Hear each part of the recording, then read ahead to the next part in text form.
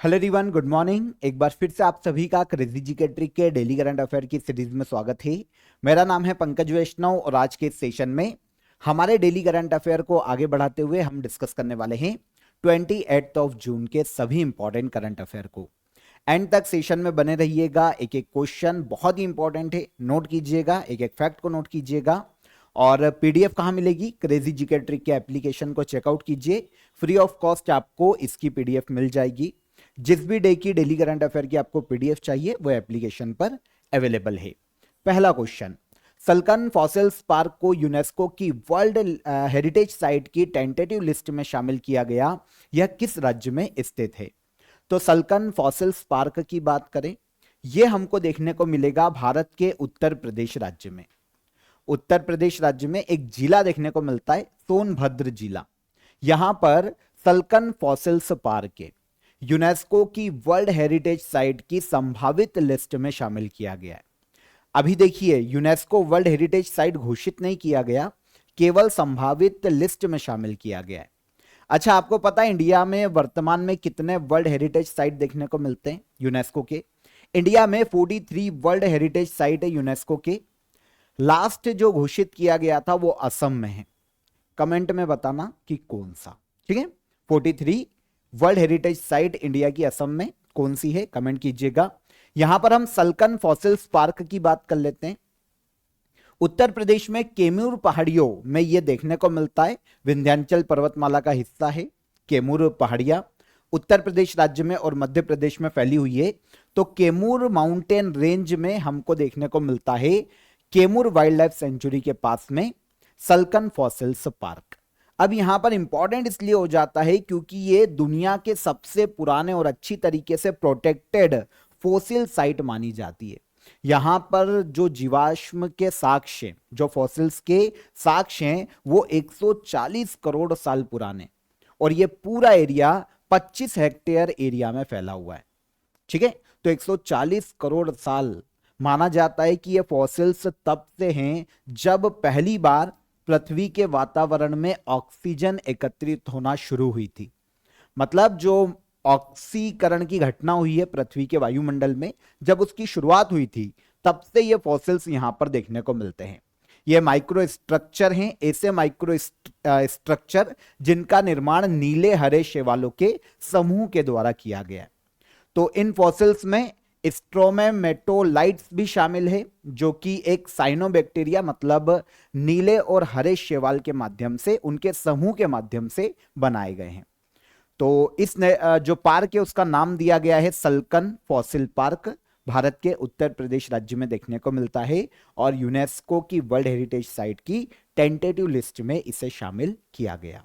ठीक है, second question पर आते हैं। राष्ट्रीय सांख्यिकी दिवस हर साल किसकी जन्म तिथि के रूप में मनाया जाता है या किसके सम्मान में मनाया जाता है? नेशनल स्टैटिस्टिक्स डे की अगर हम बात करते हैं, पहली चीज तो यह आती है कि बनाया कब जाता है। तो यह डे हर साल बनाया जाता है 29 जून को। ठीक है, और यह जन्म तिथि है पीसी महालनोबिस की। आंसर सी, पीसी महालनोबिस, जिन्हें इंडिया में फादर ऑफ स्टैटिस्टिक्स कहा जाता है, इनकी जन्म तिथि है। इनका जन्म हुआ था 29 जून को 1893 में। भारत में सांख्यिकी के क्षेत्र में इन्होंने काफी योगदान दिया है। फादर ऑफ इंडियन स्टैटिस्टिक्स कहलाते हैं पीसी महालनोबिस। आपको पता है इंडिया में जो सेकेंड 5 ईयर प्लान था, दूसरी पंचवर्षीय योजना 1956 से लेकर 1961 तक, दूसरी पंचवर्षीय योजना पीसी महालनोबिस मॉडल पर ही आधारित है, जो कि औद्योगिकीकरण को बढ़ावा देने के लिए लाई गई थी। ठीक है, तो भारत में 29 जून को नेशनल स्टैटिस्टिक्स डे मनाया गया। यह दिवस जो है भारत में इकोनॉमिक प्लानिंग और स्टैटिस्टिकल डेवलपमेंट के क्षेत्र में जो पीसी महालनोबिस का योगदान है, उनकी याद में, उनके सम्मान में मनाया जाता है। भारत के बहुत ही फेमस इंडियन साइंटिस्ट और एक सांख्यिकी विद आप बोल सकते हैं, पीसी महालनोबिस को फादर ऑफ इंडियन स्टैटिस्टिक्स कहलाते हैं। अब यहां पर नेशनल स्टैटिस्टिक्स डे की बात करें तो पहली बार इसे मनाया गया था राष्ट्रीय सांख्यिकी दिवस को 2007 में। 2025 की इस साल की जो थीम है उसको अनाउंस नहीं किया गया है अभी तक, लेकिन 2024 की थीम की बात करें तो use of data for decision making 2024 में राष्ट्रीय सांख्यिकी दिवस की थीम थी। पीसी महालनोबिस का जन्म हुआ था कोलकाता में 1893 में 29 जून को।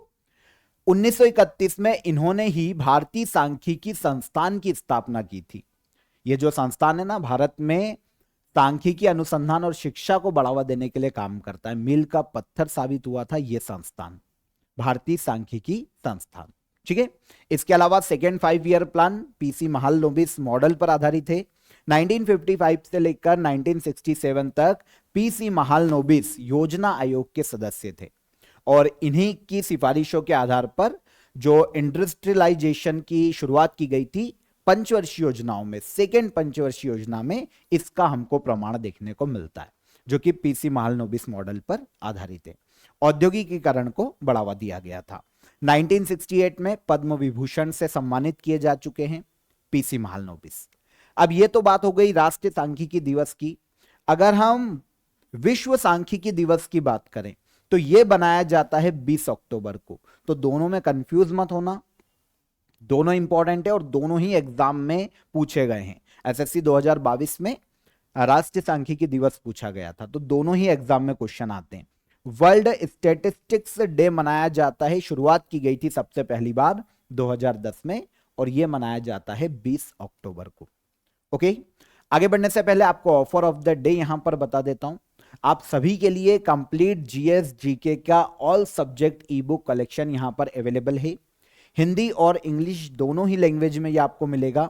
जीएस के जितने भी सब्जेक्ट है वो सब आपके यहां पर ई बुक फॉर्म में आपको मिल जाएंगे। For example history, geography, art and culture, science, economics, geography, सारे आपको जीएस के जितने भी सब्जेक्ट हैं जो कि आपको एग्जाम्स में पूछे जाते हैं, उसका ई बुक कलेक्शन आप बहुत ही अफोर्डेबल प्राइस में ज्वाइन कर सकते हैं।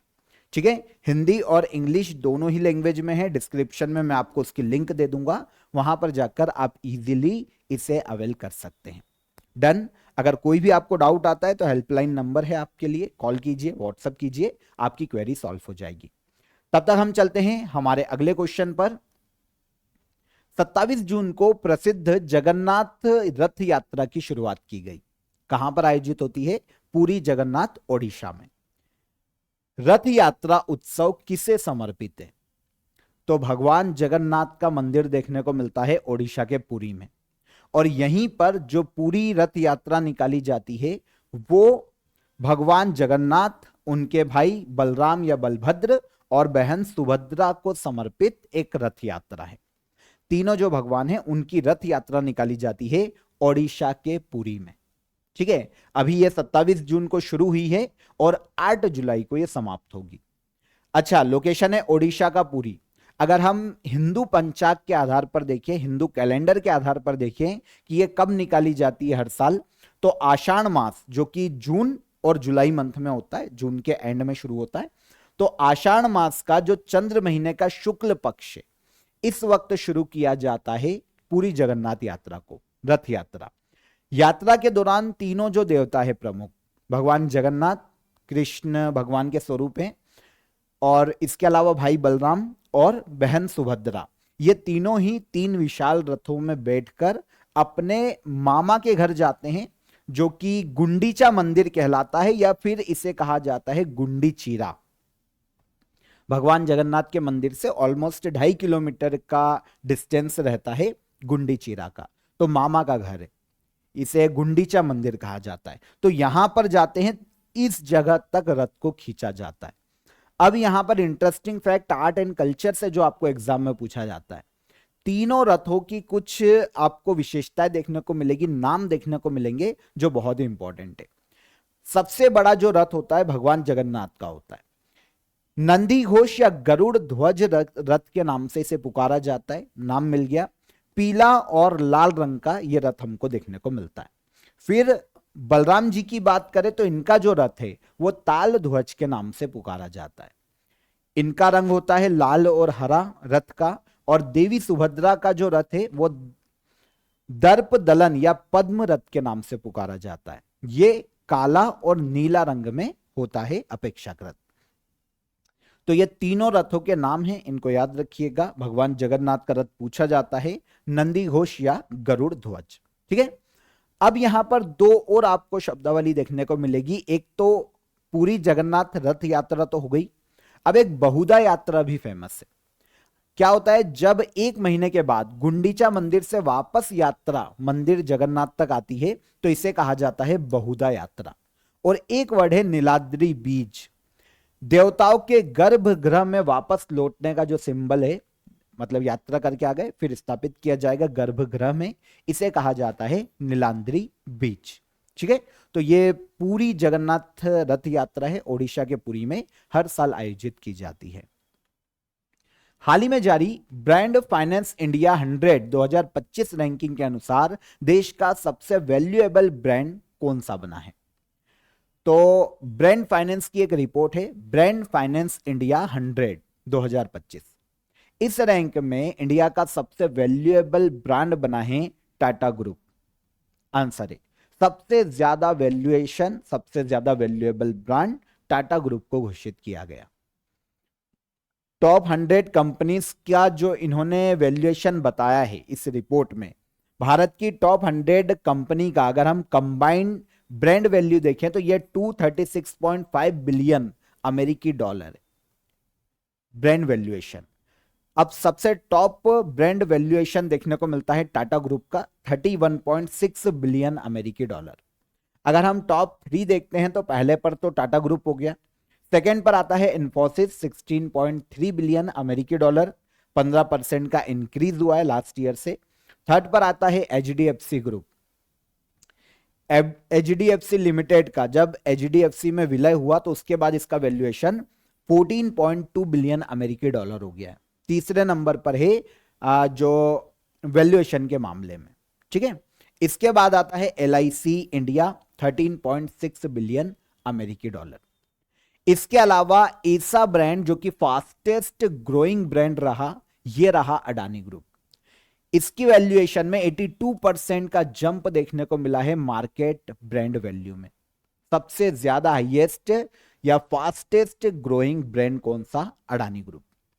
यहां पर स्ट्रॉन्गेस्ट ब्रांड की बात करें, मतलब एक ब्रांड स्ट्रेंथ इंडेक्स भी आता है इसी रिपोर्ट के अंतर्गत, उसके आधार पर सबसे स्ट्रॉन्गेस्ट ब्रांड की बात करें जो सबसे पावरफुल है, सबसे मजबूत है, तो वो देखने को मिलेगा ताज होटल। इस इंडेक्स में 100 में से 92.2 अंक इसको दिए गए हैं। ठीक है, फिर सेकंड पर एशियन पेंट को रखा गया और थर्ड पर रखा गया अमूल को 91.2, इसकी रैंक है 100 में से। Top national players stipend scheme किस संस्था के द्वारा शुरू की गई है? Top national players stipend scheme, इसे शुरू करने का श्रेय दिया जाता है ऑल इंडिया चेस फेडरेशन को। नाम सुना होगा, इंडिया में चेस खेलों को गवर्न करने वाली नेशनल बॉडी है ऑल इंडिया चेस फेडरेशन। इसने एक स्कीम को लॉन्च किया, top national player stipend scheme. इस स्कीम के अंतर्गत जो युवा खिलाड़ी हैं उनको जो इकोनॉमिकली हेल्प है वो ये संस्था करने वाली है। अच्छा, किस एज ग्रुप के? ऐसे स्टूडेंट जो कि अंडर 7 है और अंडर 19 आयु वर्ग के हैं। ठीक है, अंडर 7 और अंडर 7 से लेकर अंडर 19। तो इस एज ग्रुप के अंदर जो चेस प्लेयर है उनको आर्थिक सहायता देगी ऑल इंडिया चेस फेडरेशन। योजना का उद्देश्य भारत के यंग चेस प्लेयर्स को बढ़ावा दिया जा सके, मोटिवेट किया जा सके और इसके लिए इन प्लेयर्स को आर्थिक सहायता दी जाए। अंडर 7 से लेकर अंडर 19 तक के चेस प्लेयर को। देखिए, पहल के तहत यह डिसाइड किया गया है कि हर क्वार्टर 60,000 से लेकर 1.5 लाख रुपए तक की आर्थिक सहायता इनको दी जाएगी, जितने भी खिलाड़ी हैं उनको। इस योजना की जो फर्स्ट क्वार्टर की किश्त है ना, वो 42.30 लाख की राशि डाली गई है अभी 78 यंग प्लेयर्स के अकाउंट में। ये जो यंग प्लेयर्स है उसमें 39 बॉयज हैं और 39 बॉयज और 39 गर्ल्स, टोटल 78 यंग प्लेयर्स को, शतरंज प्लेयर को इस स्कीम की पहली किश्त का लाभ दिया गया है। तो स्कीम का नाम है top national player stipend scheme, जो कि ऑल इंडिया चेस फेडरेशन के द्वारा हाल ही में अनाउंस की गई थी और इसे लॉन्च किया गया। संस्था क्या करती है ये पता चल गया। स्थापना की गई थी 1951 में। हेडक्वार्टर तमिलनाडु के चेन्नई में देखने को मिलता है और नितिन नारंग इस संस्था के प्रेसिडेंट या अध्यक्ष के पद पर हैं। स्विट्जरलैंड के हेग में आयोजित नाटो शिखर सम्मेलन में 2035 तक सदस्य देशों को जीडीपी का कितना प्रतिशत रक्षा क्षेत्र पर खर्च करने का निर्णय किया गया है।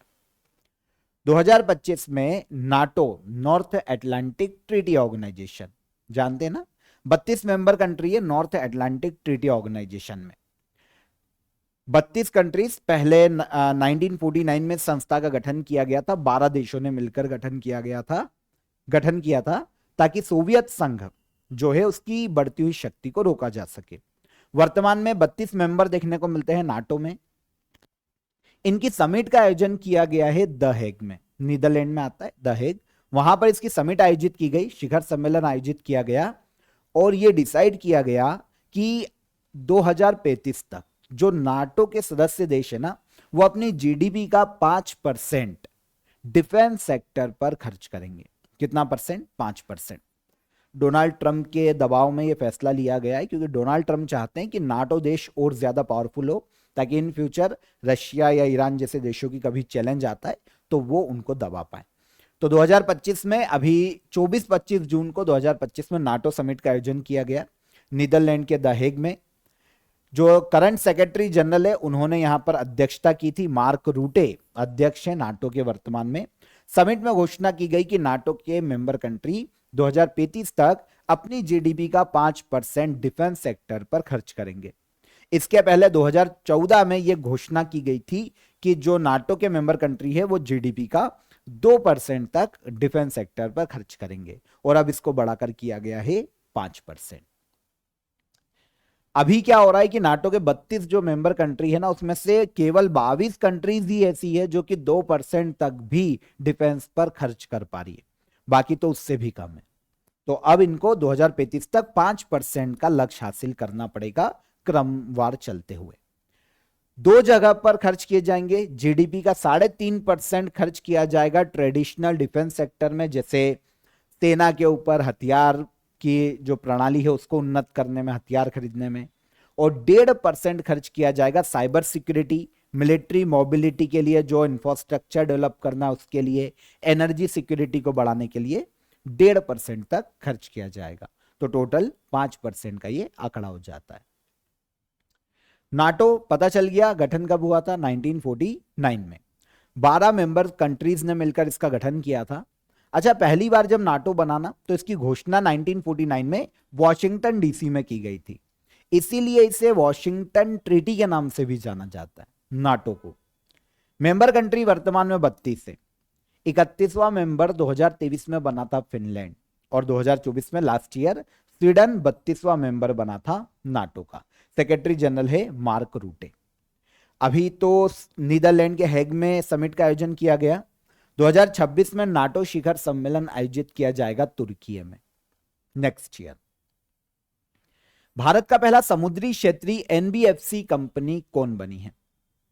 इंडिया की पहली जो maritime sector NBFC company announce की गई वो है सागरमाला फाइनेंस कॉर्पोरेशन लिमिटेड। अब आप सोचोगे सर ये समुद्री क्षेत्रीय एनबीएफसी कंपनी क्या होती है? पहले तो यह समझ में आया कि एनबीएफसी क्या होते हैं, तो मैं आपको पहले भी बता चुका हूं एनबीएफसी के मामले में। फ्लिपकार्ट पहली ई कॉमर्स कंपनी बनी है जिसे एनबीएफसी का लाइसेंस दिया था आरबीआई ने, पढ़ाया था मैंने आपको। तो पहले बात करते हैं एनबीएफसी की। नॉन बैंकिंग फाइनेंशियल कंपनी है। देखिए ऐसी कंपनी जो बैंक नहीं होता लेकिन कुछ फाइनेंशियल सर्विसेज वो दे सकता है आरबीआई के लाइसेंस के द्वारा। फॉर एग्जांपल कंपनी लोन दे सकती है, इन्वेस्टमेंट करती है, इसके अलावा इंश्योरेंस, पेंशन स्कीम इसका लाभ दे सकती है। लेकिन जो सेविंग अकाउंट होते हैं, डिपॉजिट अकाउंट होते हैं, वो नहीं खुलवा सकती है ना, और चेकबुक लॉन्च नहीं कर सकती, ऐसे काम नहीं कर सकती। बाकी कुछ बैंकिंग वर्क कर सकती है।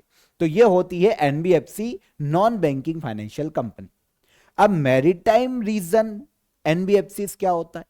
ऐसी कंपनियां जो कि जो मरीन रीजन है, समुद्र और उसके आसपास के जो क्षेत्रों में काम करने वाली कंपनियां हैं। फॉर एग्जाम्पल कोई शिप बनाने वाली कंपनी है, सबमरीन बनाने वाली कंपनी है, पोर्ट का डेवलपमेंट करने वाली कोई कंपनी है ना, पोर्ट का इंफ्रास्ट्रक्चर डेवलपमेंट के लिए कोई कंपनी है, तो ऐसी कंपनीज को जो लोन दे वो क्या होगी? Marine regional NBFC. जब हम कहते हैं मरीन रीजनल, इसका मतलब होता है कि ये कंपनी समुद्र से जुड़ी हुई इंडस्ट्रीज होती है, शिपिंग, पोर्ट, मैरीटाइम सर्विसेज के लिए जो कंपनी होती है वो, तो इनको लोन देना, फाइनेंशियल सर्विसेज देना, मैरीटाइम रीजनल एनबीएफसी बन जाएगी।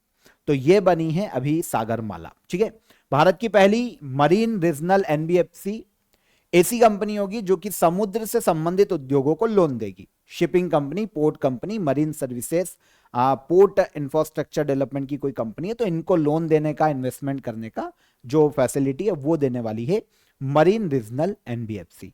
तो ये घोषित की गई है सागरमाला फाइनेंस कॉरपोरेशन लिमिटेड। इसकी हाल ही में शुरुआत की गई इंडियन गवर्नमेंट के द्वारा, जो union minister of port, shipping और वाटरवेज से कौन है? श्री सर्बानंद सोनोवाल। इन्होंने ऑफिशियली इस कंपनी को लॉन्च किया है, इंडियन गवर्नमेंट की कंपनी। ठीक है, मिनी रत्न कैटेगरी 1 में पब्लिक सेक्टर कंपनी है। आरबीआई ने इसको एनबीएफसी का लाइसेंस दिया है। मरीन सेक्टर में जो कंपनीज होगी, जो भी जिसको भी लोन चाहिए मरीन सेक्टर के काम करने के लिए, उसको ये कंपनी लोन दे सकती है, Sagarmala finance corporation limited. I hope समझ में आया होगा। एशियाई अवसंरचना निवेश बैंक का अध्यक्ष कौन नियुक्त किया गया है? Asian Infrastructure Investment Bank. हाल ही में इसकी नई अध्यक्ष नियुक्त की गई है जू जियानी। जू जियानी की हम बात करें तो ये चाइना से आती है ना। चाइना में पूर्व उप वित्त मंत्री के रूप में काम कर चुकी हैं। उप वित्त मंत्री के रूप में इन्होंने कार्यभार संभाला है कभी जू जियानी ने। अब इनको एशियन इंफ्रास्ट्रक्चर इन्वेस्टमेंट बैंक का हाल ही में अध्यक्ष चुना गया। वैसे अभी तक इस पद को संभाल रहे हैं जिन लेकुन, और 5 साल के टेन्योर के लिए दूसरी बार ये अपॉइंट हुए थे, और अब इनका जो टेन्योर है जनवरी 2026 तक चलेगा। 10 साल अपने टेन्योर को इन्होंने पूरा किया है। 2016 में इनको अपॉइंट किया गया था। 5 साल के लिए पहला टर्म और फिर 5 साल के लिए दूसरा टर्म। अब इनका खत्म होगा जनवरी 2026 में। तब अपने पद को ज्वाइन करेगी जू Jiyani Asian Infrastructure Investment bank के अध्यक्ष के रूप में। 16 जनवरी 2026 को यह पद ग्रहण करने वाली है। अच्छा, एशियन इंफ्रास्ट्रक्चर इन्वेस्टमेंट बैंक से आपको क्या समझ में आ रहा है? एशिया के देशों के लिए इंफ्रास्ट्रक्चर डेवलपमेंट के लिए यह बढ़ावा देने के लिए लोन देता है, ताकि एशिया के देश अपने यहां पर इंफ्रास्ट्रक्चर डेवलपमेंट के लिए काम कर पाए। 2016 में इसकी स्थापना की गई थी। हेडक्वार्टर चीन के बीजिंग में स्थित है और 110 मेंबर कंट्रीज इस संस्था में देखने को मिलती है। ठीक है, इंडिया भी एक इसमें शामिल है। चर्चा में रही इनहैंस्ड रॉक वेदरिंग तकनीक किससे संबंधित है? तो अभी एक तकनीक का बहुत जिक्र देखने को मिल रहा है, दुनिया के काफी सारे देश इस टेक्नोलॉजी को अपना रहे। इनहैंस्ड रॉक वेदरिंग यह संबंधित है जलवायु परिवर्तन से निपटने से। कैसे? देखिए होगा क्या, जो बेसॉल्ट चट्टाने उनको चूरा करके, है ना, उनको कुचला जाएगा, उनको चूरा करके खेतों में बिछाया जाएगा। इससे क्या होता है, जो बेसॉल्ट चट्टाने हैं जो कार्बन डाइऑक्साइड को वातावरण से सोखती है, अवशोषित करती है। अगर वो चट्टान के रूप में, तो वो एक बहुत ही पर्टिकुलर छोटा सा एरिया है, बहुत कम मात्रा में CO2 को कैप्चर करेगी, अवशोषित करेगी और उनको खत्म करेगी। लेकिन अगर उस बेसॉल्ट चट्टान को चूरा करके या फिर उसको पाउडर बना के, है ना, उसको क्रश करके अगर खेतों में छिड़का जाता है, तो एक बहुत बड़े एरिया में उसका विस्तार होता है और वो वायुमंडल की या पानी की जो CO2 है उसको अवशोषित करके उसको खत्म करने का काम करती है। तो ये जो तकनीक है एनहांस्ड रॉक वेदरिंग के नाम से इसे पुकारा जाता है। अभी ये काफी सुर्खियों में, दुनिया के काफी सारे देश क्लाइमेट सॉल्यूशन के तौर पर इस तकनीक को अपना रहे। कार्बन डाइऑक्साइड को वातावरण से हटाने के लिए डिजाइन किया गया है। उस प्राकृतिक प्रक्रिया को तेज करता है जिसमें चट्टाने कार्बन को अवशोषित करती। मैंने अभी आपको बताया, अगर चट्टान के रूप में है तो कम CO2 को ऑब्जर्व करेगी, अवशोषित करेगी, लेकिन अगर वो ज्यादा उसको एरिया मिलता है, अगर रॉक को पीस कर उसको बिछाया जाता है खेतों में, तो ज्यादा एरिया मिलता है और वो CO2 को अवशोषित कर पाएगी ज्यादा लेवल पर। क्लाइमेट चेंज से निपटने के लिए इनहेंस्ड रॉक वेदरिंग एक टेक्निक है जिसमें एटमॉस्फेयर से कार्बन डाइऑक्साइड को तेजी से सोखने के लिए कृषि भूमि पर कुचला हुआ जो बेसॉल्ट है उसको फैलाया जाता है। इससे खेतों को भी फायदा होता है। खेतों को फायदा यह है कि मिट्टी की क्षारीयता बढ़ती, जिससे फसल की पैदावार बढ़ती है और उर्वरता में भी सुधार करने में मदद मिलती है। तो ये जो तकनीक है इनहेंस्ड रॉक वेदरिंग, जलवायु परिवर्तन के प्रभाव से निपटने के लिए इसका यूज किया जा रहा है, वायुमंडल से CO2 को कम करने के लिए या खत्म करने के लिए। लास्ट क्वेश्चन, AI संचालित उन्नत यातायात प्रबंधन प्रणाली से लेस होने वाला पहला एक्सप्रेसवे कौन सा है? तो AI powered advanced traffic management system, ऐसा पहला एक्सप्रेसवे बना है द्वारका एक्सप्रेसवे। AI संचालित उन्नत यातायात प्रबंधन प्रणाली को ये यूज कर रहा है। देखिए, द्वारका एक्सप्रेसवे की बात करें अगर हम, तो ये एक्सप्रेसवे हमको देखने को मिलता है नॉर्मली दिल्ली से हमें देखने को मिलता है, दिल्ली के द्वारका से गुरुग्राम तक का ये एक्सप्रेसवे। बात करेंगे, इंडिया की पहली सड़क बन गई है जो कि आर्टिफिशियल इंटेलिजेंस संचालित एडवांस्ड ट्रैफिक मैनेजमेंट सिस्टम को अपना रही है। इससे लेस होता क्या है, देखिए क्या होता है, सड़कों में सेंसर लगे, ये सेंसर डिटेक्ट करते हैं कि कहां पर सबसे ज्यादा ट्रैफिक लग रहा है, कहां पर कम ट्रैफिक है, ट्रैफिक किस टाइम कम होता है, और इसके अलावा कोई ज्यादा तेज स्पीड से अपनी गाड़ी तो नहीं चला रहा है। तो जगह जगह पर सेंसर और कैमरे लगे। इसके माध्यम से अगर कहीं सिग्नल है और देख रहे हैं कि भाई ट्रैफिक बहुत कम है, तो सिग्नल को थोड़ा जो टाइमिंग है वो कम कर दो। अगर देख रहे हैं कि ट्रैफिक ज्यादा बढ़ रहा है तो सिग्नल के टाइमिंग को ऑटोमेटिक बढ़ाया जा सकता है सेंसर के माध्यम से। तो इस तरीके से आर्टिफिशियल इंटेलिजेंस का यूज करके ट्रैफिक मैनेजमेंट सिस्टम को यहां पर लागू किया जाएगा।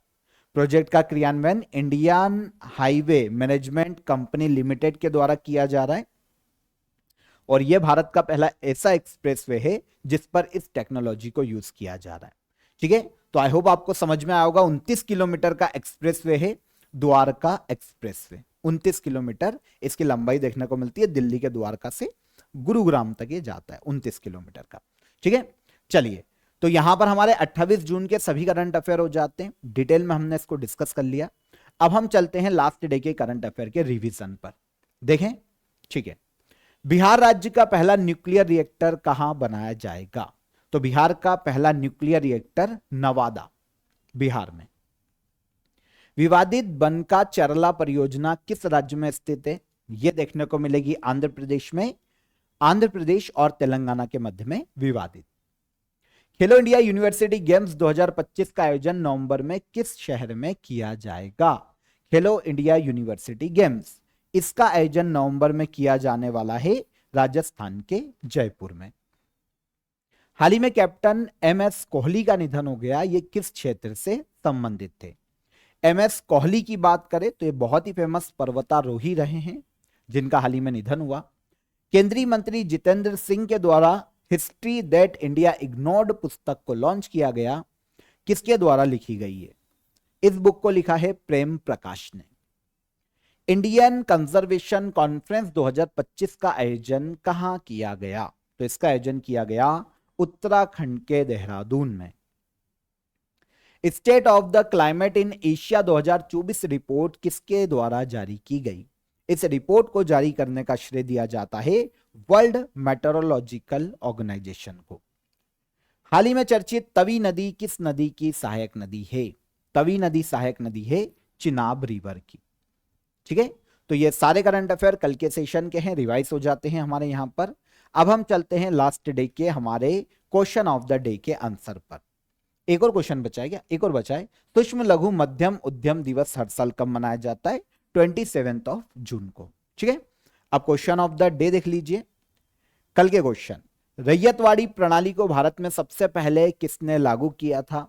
तो रैयतवाड़ी सिस्टम को लागू करने का श्रेय दिया जाता है थॉमस मुनरो को, पहली बार। भारत की सबसे लंबी नदी जो कि भारत में ही बहती, कौन सी है? गोदावरी, दक्षिण भारत की गंगा, और काकोरी कांड किस वर्ष हुआ था? तो काकोरी की घटना हुई थी 1925 में, 1925 में। डन। तो तीनों क्वेश्चन के हमें आंसर मिल गए यहां पर।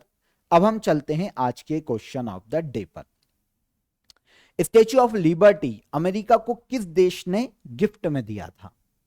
इंटरेस्टिंग क्वेश्चन है। भारत का राष्ट्रीय गान किसने लिखा है? Second question. और ओजोन परत को सबसे ज्यादा प्रभावित करने वाली गैस कौन सी है? तीनों क्वेश्चन को कमेंट में आंसर कीजिए। सेशन कैसा लगा ये भी बताइएगा। पसंद आया हो तो लाइक और शेयर कर दीजिए। चैनल पर पहली बार आए हैं तो चैनल को सब्सक्राइब कर लीजिए।